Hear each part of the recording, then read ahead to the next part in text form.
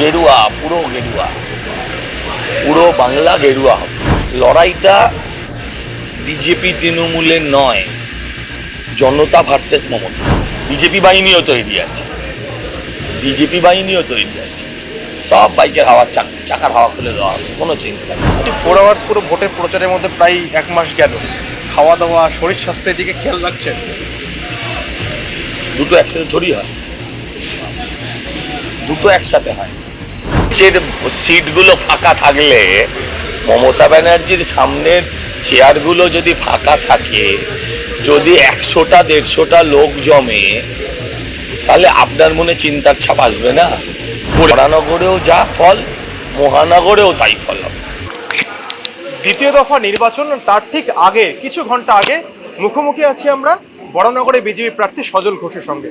সজলদা, আর কয়েক ঘন্টা পরে দ্বিতীয় দফা নির্বাচন, বরানগরে নির্বাচন হতে চলেছে।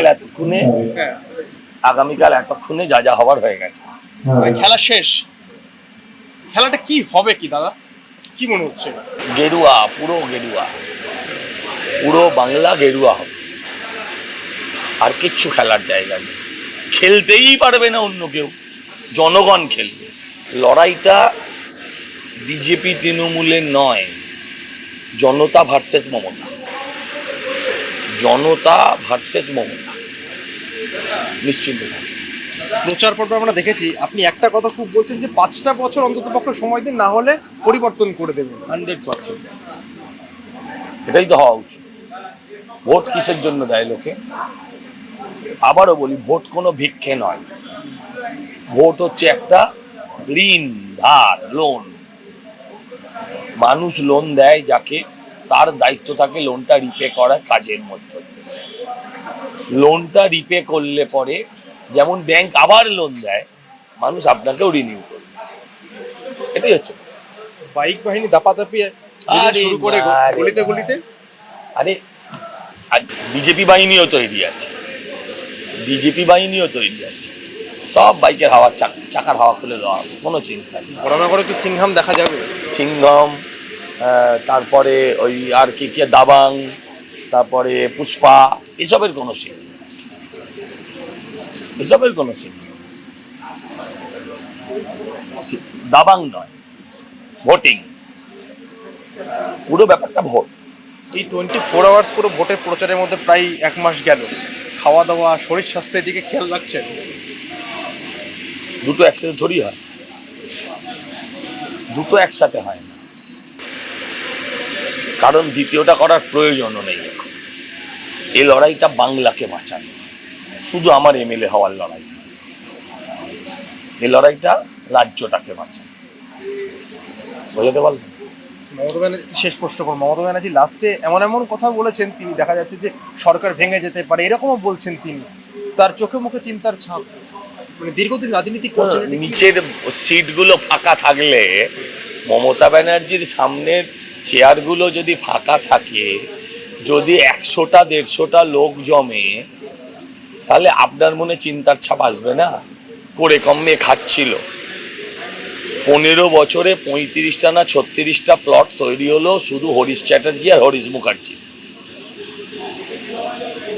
50-60 কোটি টাকা, বা জনতা বলে আরো বেশি।